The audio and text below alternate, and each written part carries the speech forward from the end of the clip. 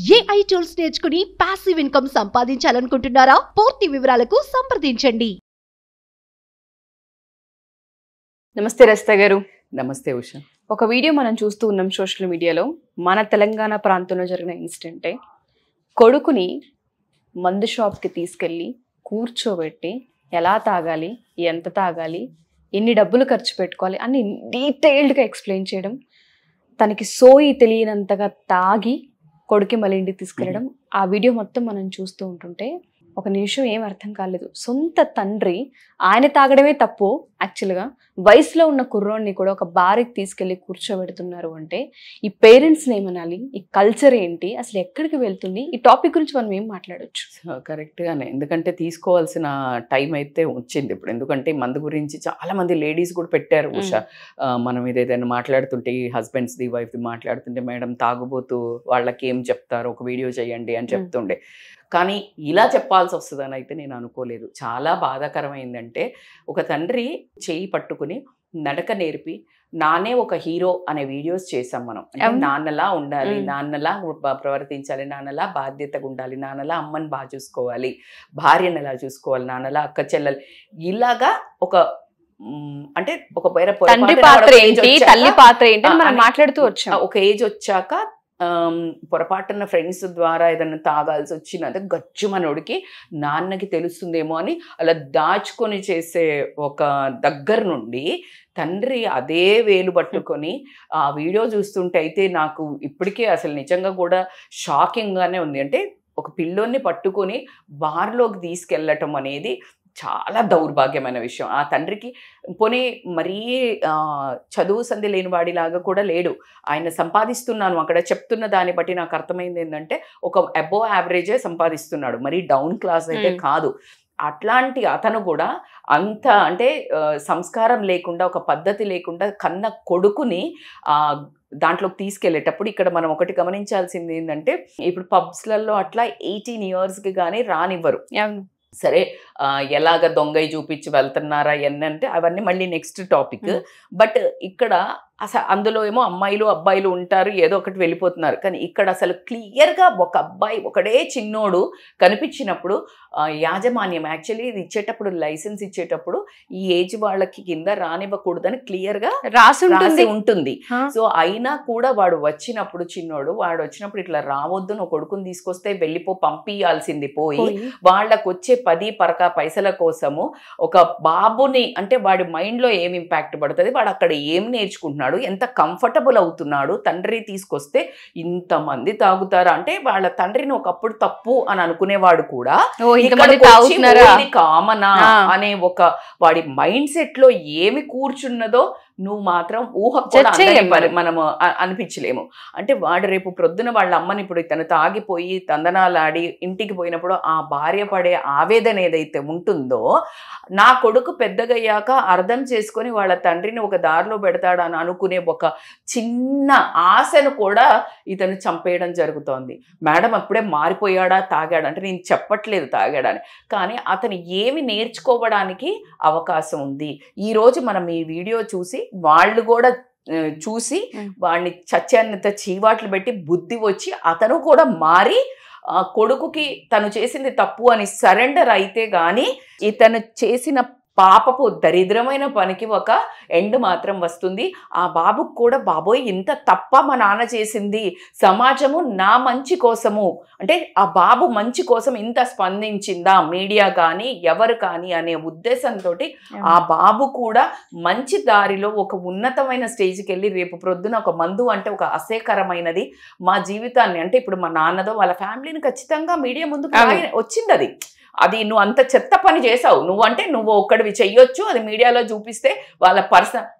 No when it comes to the society as a democratic సిటిజన్స్గా ప్రతి ఒక్కరు ఎవరో అతను తీసిన అతను ఇప్పుడు ఆ భారతను రానిచ్చాడు, ఆ పక్కన కూర్చున్న రే నువ్వు బుద్ధి ఉందానికి ఆ పిల్లల్ని తీసుకొచ్చేంటి తీసుకెళ్ళు అనే తోటిగా పక్కన కూర్చున్న వాళ్ళు చెప్పలేకపోయారు, ఎవరు చేయలేదు. ఎందుకంటే అది నన్ ఆఫ్ మై బిజినెస్ అనే ఏరియా. అసలు అక్కడ అసలు వీళ్ళు తాగి ఇంటికి వెళ్ళి ఫుల్ కొట్టి డబ్బులు ఇవ్వకుండా విచ్చలవిడిగా వేరే వాళ్ళతో తిరిగి డబ్బులన్నీ వృధా చేసే ప్రక్రియ అక్కడ.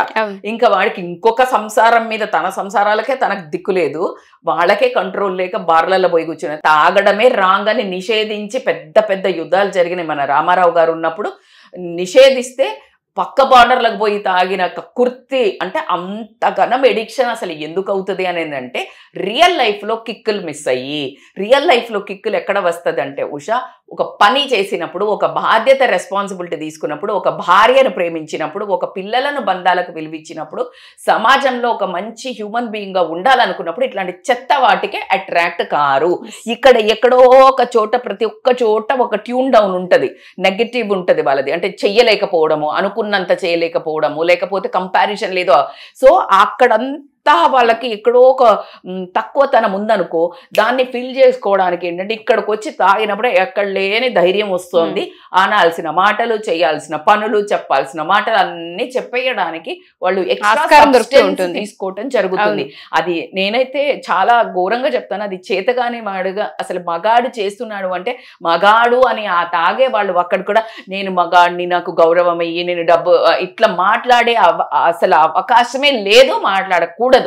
ఎవరు మగాడు అని అంటే, నువ్వు బాధ్యత తీసుకొని, నువ్వు సోషలైజేషన్ కోసం తాగుతున్నాం మేడం, అందరినీ తిడుతుంది. నా సోషలైజేషన్ గురించి అసలు నేను మందు తాగద్దనే చెప్తాను.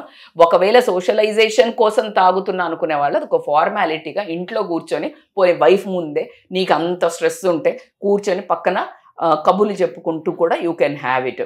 కానీ ఇప్పుడు రాను ఎట్లయిందో తెలుసా, మీరు ఇప్పుడు ఇదే కాదు ఉషా, చాలా షేమ్గా ఫీల్ అయ్యి చెప్పాల్సిన వస్తుంది ఏంటంటే, ఫంక్షన్స్లలో మందు పెడుతున్నారు.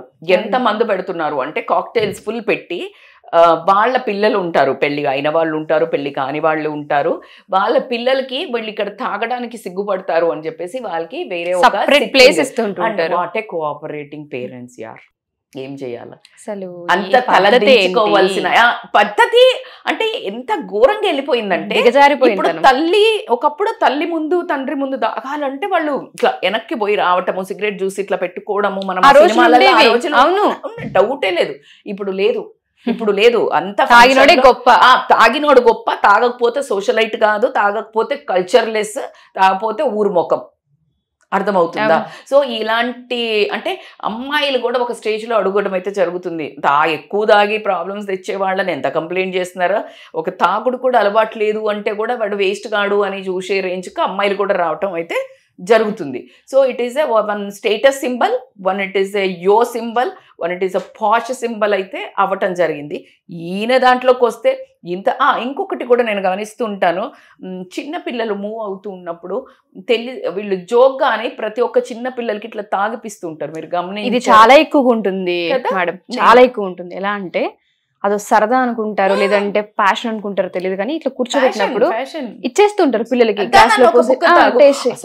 అసలు వాటర్ తాగిస్తున్నామా, జ్యూస్ తాగిస్తున్నామా అలవాటు చేయడానికి. తల్లి ఏం మంచిది తాగాల, ఏం మంచిది తాగద్దు అని కొన్ని క్వశ్చన్స్ సైంటిస్ట్లో, రీసెర్చ్లో, న్యూట్రిషనిస్ట్లో ఇట్లంతా మాట్లాడుతున్నప్పుడు ఎవ్వరు చెప్పినా ఆల్కహాల్ ఏదైనా కూడా అది హెల్త్కి మంచిది కాదు. ఇక అది నువ్వు ఏం చెప్పినా it's a dehydrating subject. Dehydrate ప్రతి ఒక్క ఆర్గాన్ని నీకు క్షీణింపజేస్తోంది. ఆ చేయటం నువ్వేంటంటే, నువ్వు రెగ్యులర్గా తాగిన కొద్దీ ఆ క్షీణించి ఒకే రోజు లివర్ డ్యామేజ్ అయినట్టే ఒకే రోజు అవ్వదు, అది చాలా టైం ఇస్తుంది. సుధర్జావు చేంజ్ అవ్వు, మారు అని చాలా పంపిస్తుంది. ఎవరి రూపంలా? తల్లిదండ్రి రూపంలా, భార్య రూపంలా, పిల్లల రూపంలా, సమాజం రూపంలా. నీకు సిగ్గు వచ్చేటట్టు ఎంతమందో చెప్పి చూస్తారు. ఇంతకంటే దేవుడు పంపించిన మంచి ఒక రిలేషన్స్ వీళ్ళు నిన్ను బాగుపడడానికి చేసే ఒక ప్రక్రియను నువ్వు అహంకారంతో కాలదొంతే నిన్నెక్కడ కొడుతుంది? నువ్వు మామూలుగా అయితే చాలా మందిని చూస్తున్నాం, లివర్ డ్యామేజ్ అయ్యి, తర్వాత హార్ట్ స్ట్రోక్లు వచ్చి గల్లీజ్గా అయిపోయి వాళ్ళు ష్రింక్ అయ్యి ఇట్లాంటి చావు చేస్తున్నారు. అంటే వాళ్ళకి పైకి పోయాక పనిష్మెంట్ అక్కర్లా, ఇక్కడే దేవుడు.